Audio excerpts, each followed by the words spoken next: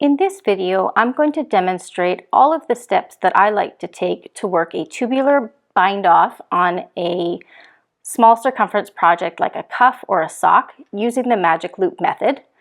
The tubular bind-off creates a really lovely rolled edge, so it rolls seamlessly from the right side to the wrong side of your ribbing, and when done correctly, can be very, very stretchy. If you want to follow along with me, I've got information on my swatch in the description below the video. And the tools we're going to need are a tapestry needle, a pair of scissors, and you'll need 2 project needles of the same size. In this case, my swatch is already on 1 needle, and we're going to walk through all the steps that you use to make sure you get a nice, clean, stretchy bind-off. So before any stitches actually get bound off of our needles, we need to work 2 setup rounds, and these 2 setup rounds slip stitches alternately. On the first round, we will knit the knit column stitches and slip the purl column stitches purlwise with the yarn in front, and on the second round, we will slip the knit stitches purlwise, with the yarn in back and purl the purl columns. So I'll show you on the first few stitches of each round just so you can follow along with the instructions below the video. So we will knit the knit stitches, move the working yarn to the front between the needles, and slip the purl stitches purlwise. To work the next knit stitch, we move the working yarn to the back between the needles and knit the next stitch. When you're moving your working yarn between the needles, when you're moving the yarn between the stitches, you should make sure you move it between the needles, not over the top, to avoid creating any unwanted stitches. So at the end of the front needle, I'm going to slip the last stitch purlwise with the yarn in front. I'm going to move it to the back, and then I'm going to turn my needle so I can work the stitches on the back needle. We want to make sure that we're keeping that yarn in between our needles so that we don't create any new stitches when we pull out the back needle. So we're going to pull out this back needle, making sure that this working yarn is still between our needles so that when we knit this first stitch, it's in position. And then we'll continue moving the yarn to the front, slip the stitch purlwise, move the yarn to the back, and continue to the end of the round. So my working yarn is in the front as I've slipped the final stitch of the back needle purlwise with the yarn in front. One more time, we're going to move our yarn to the back and get ready to work the second tubular setup round. We're going to pull our needle into the work, and we're going to work the round slipping the knit stitches purlwise with the yarn in back and purling the purl stitches. So just like at the last transition, we're going to keep that yarn between our needles so we don't create any new loops. And now we're going to slip this first stitch purlwise with the yarn in back. Here's the yarn. And now we're going to bring it to the front to work the purl stitch. Move the yarn to the back, slip the knit stitch purlwise with the yarn in back, move the yarn to the front again to work the next purl stitch. And you can see below that purl stitch that here's your slip stitch from the previous round. As you're working these slip stitches, you want to make sure that you're not pulling the yarn too tight, because those slip stitches help allow the edge to be really slippy or really stretchy. So just like at the end of the first tubular setup round, when we come to the last stitch, we will work it purlwise, move the yarn to the back between the needles and keep it there so that when we pull the needle or the stitches onto the needle and begin to work the back needle, that the yarn is still between the needles. So we'll slip that first stitch purlwise with the yarn in back, bring the yarn to the front, and purl the next stitch. Okay, so here we are purling the final stitch of that second tubular setup round. We're now ready to look at starting to remove the stitches from the needle, but first we need to transfer the stitches onto 2 needles so we can graft the stitches together between the 2 needles. Unlike a Kitchener stitch, the toe of a sock where you use Kitchener stitch, where you would close up these stitches here, what we want to be able to do is keep this part open. So we'll transfer stitches from each needle onto a parallel needle inside So we have all of our knit stitches on the outside needles and all of our purl stitches on a needle held parallel to the inside. Now, your instructions may differ slightly in the order of operations, but what I like to do before I move any stitches is measure how much yarn I need for the bind off and cut it, just so I have one less thing attached to my working needles while I'm binding or moving the stitches.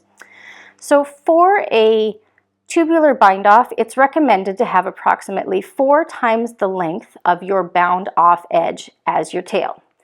So to approximate this length, I just sort of pull my needles out to their natural widest point and measure my length of my stitches on my needle. So that would be half, and there's the length. So that length there is 1 length. We can fold that in half, and that's 2 times the length to here. And then fold that in half one more time. And that's, I don't know if I can pull it away far enough, but that's our 4 times the length of our bind off edge. So now I'm going to cut my yarn here, and now I can set aside my ball of working yarn and I don't have to worry about it anymore. Next, we're going to work the steps of transferring the stitches from 1 needle or 2 needle tips to 2 needles or 4 needle tips. As you move these stitches, you're going to be slipping every stitch purlwise, and you're going to be moving the knit stitches onto the outside or the front needle, and the purl stitches to the back side the back side or the back needle. So to begin, pull the back needle out as if you were going to start knitting the next round. Then grab your second needle that you will use to hold your purl stitches and hold them parallel. So this needle will hold the back stitches, this needle is the working needle, and will hold the front stitches. So we're going to slip the knit stitch purlwise to the front needle, and I tend to hold it with my thumb. And then we're going to slip the purl stitch purlwise to the back needle. And then I hold it with my forefinger. And repeat. Slip the knit stitch purlwise to the front needle and hold it. Slip the purl stitch purlwise to the back needle and hold it. And as you get more comfortable, you may find you have to hold the stitches in place less. I just really don't like to let them fall off the needles. So once you've divided the stitches from the front needle onto 2 needles, the one closest to you will hold all of the knit stitches, the one furthest from you will hold all of the purl stitches, and this third needle tip that you see in the back will still be the stitches from the back needle of the original needle used to knit your cuff that have not yet been transferred. So what we're going to do is turn our work so that the needle tips are all pointing to the right, and we're going to pull out both of these needle tips at the same time from what would have been the front needle. And when we do this, we want to be very careful that we keep the same orientation of our needles. So the needle that is currently holding the purl stitches still needs to hold the purl stitches when you take them off this needle, and the one holding your working needle or holding your knit stitches still needs to hold the knit stitches off this needle. So we're going to perform exactly the same method. We're going to slip the knit stitches purlwise onto the front needle and hold it, and the purl stitches purlwise onto the back needle and hold it. And we're going to do that all the way across this second needle so that when we're done, we'll have 4 sets of stitches over 4 needle tips or 2 circular needles. So now we have 4 sets of stitches available to us over 4 needles. This was the original front needle, and this was the original back needle. I could turn them in this orientation so that it seems clearer. Here's our front needle stitches. All of the knit stitches are on the closest needle. All of the purl stitches are on the back needle. And now what we're going to do is start Kitchener stitching or grafting our stitches from each needle to close it up. And we're going to make sure that we work these separately so that we still maintain that hold down the cuff, rather than trying to seam these stitches together, which would close it up. So the first thing to do is get your working yarn out of the way, make sure it's not around either one of your back needles, and pull these 2 needles out and just leave them out of the way. You don't need to use those because we're going to be threading our tapestry needle to work across the stitches.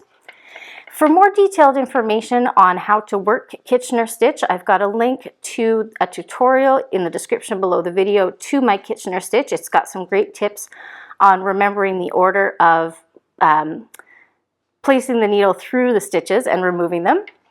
But essentially what we're going to be doing is priming each stitch and then removing them from the needle. And unlike Kitchener stitch, when you're closing up the toe of a sock, you want to keep this not quite as tight to allow the stitches to stretch. So we'll insert purlwise into the front needle and pull the yarn through, knitwise into the first stitch on the back needle and pull it through. And those are the two setups that you need to do. And the rest of it is going to be the rhythm of knitwise through the front and take it off, purlwise through the back and leave it on, purlwise through the back and take it off,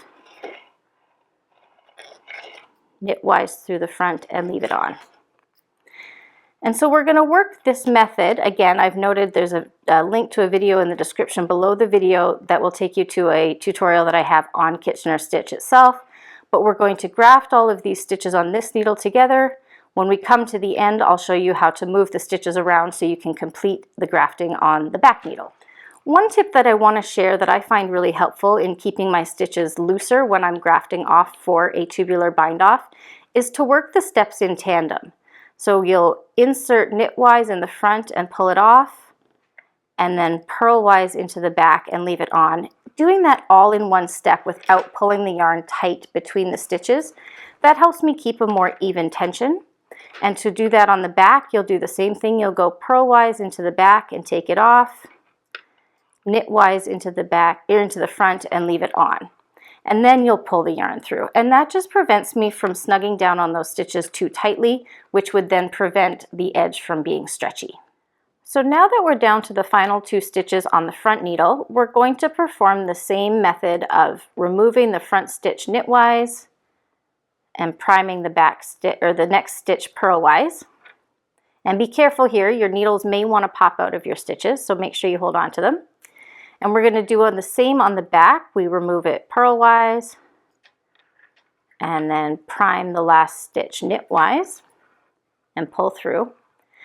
Now to make the transition to the back needle, I pull my needle tips all the way through at this point so that those last two stitches join the stitches that are already holding the back. All right, so the stitches that were on the original set of, or the first edge of the cuff are now on the back needle, and we'll just continue in the method that we were already doing. So you'll remove the front stitch knitwise, prime the next stitch purlwise, remove the back stitch purlwise, prime the next stitch knitwise. And you can continue this all the way to the end of your round. So when you get down to the very final two stitches on each needle, we're going to change up the methodology of taking the stitches off the needle just a little bit so you don't end up with the unnecessary bulk at the end of round. So like the previous steps, we're going to remove this stitch knitwise from the needle and pull our yarn through. Rather than priming this next stitch, we're simply going to remove the back stitch purlwise and pull our yarn through, and then simply slip these two stitches off in the same orientation. So knitwise on the front without working that purl stitch first, drop the needle, and then purlwise off the back, or purlwise through the back stitch and off the needle. And by not putting the needle 2 times through those final 2 stitches, you don't end up with a bulk at the end of the round. So when you weave in your ends, you get less of a jog in your work. If you look at my original sample, my beginning of round is right here. You can see you end up with some unnecessary bulk in these primed stitches at the edge.